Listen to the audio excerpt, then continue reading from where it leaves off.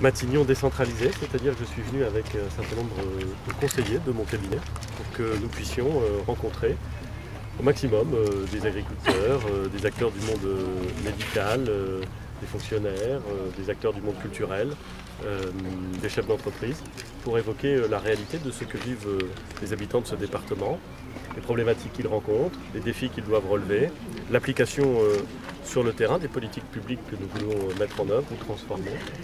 Ce matin, c'était au marché des Grivelles, un marché de bovins et de ovins. Ensuite, nous sommes allés voir une exploitation innovante conduite par 3 entrepreneurs agricoles qui essaient de transformer la façon dont on envisage le développement agricole du territoire.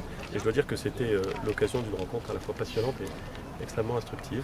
Et puis tout au long de ces 3 jours, nous allons, avec quelques ministres et avec beaucoup de conseillers, rencontrer les acteurs, discuter, évoquer, enrichir nos perspectives, expliquer aussi, c'est tout à fait important. Nous l'avions fait une fois au mois de décembre dans le Lot, et je crois que ça avait été utile. Cette fois-ci, c'est dans ce magnifique département du Cher, et c'est très bien aussi. C'est que les capteurs sur le terrain n'étaient pas... Vous n'aviez pas de capteurs sur le terrain, vous n'avez pas de retour de vos politiques sur le terrain? Non, pas du tout. Nous avons énormément de discussions avec ce que vous appelez le terrain. D'abord, il y a une majorité parlementaire dont il ne nous a pas échappé qu'elle était enracinée, qu'elle connaissait son terrain, qu'elle était capable évidemment de faire remonter n'importe lequel des messages qui doit, comme vous dites, remonter. Je ne suis pas sûr d'ailleurs que ce soit le terme le plus approprié. Et puis, il se trouve que j'ai moi-même une vie locale, un enracinement local. Donc, non, c'est pas du tout l'idée, c'est pas du tout de compenser quoi que ce soit. L'idée, c'est d'aller expliquer, rencontrer, discuter.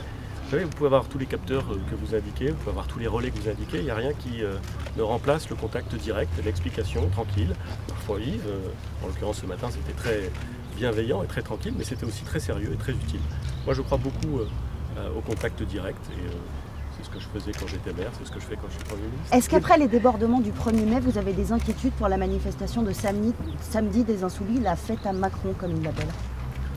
Écoutez, j'ai dit hier soir ce que je pensais à la fois des mots d'ordre, des débordements scandaleux et inacceptables qui sont intervenus.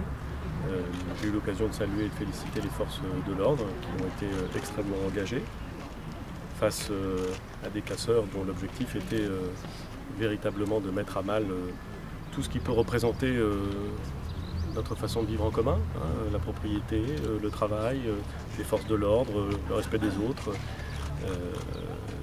L'ensemble des dispositions avaient été prises, on aura l'occasion d'y revenir, et je suis certain que le ministre d'État, ministre de l'Intérieur, fera en sorte que l'ensemble des dispositions soient prises également samedi prochain. Nous regarderons évidemment avec beaucoup de concentration, beaucoup de vigilance ce qui se passera. Il ne faut pas se tromper, nous avons en face de nous, depuis d'ailleurs de longs mois, quelques années même, des casseurs dont la volonté est de remettre en cause notre société et à certains égards notre démocratie. Car quand on ne respecte aucune règle, aucune loi, que l'on casse pour imposer la loi du plus fort et pour revenir sur des éléments qui sont constitutifs de notre vie en société, on est exactement dans cette logique-là, dans une logique de remise en cause de notre démocratie.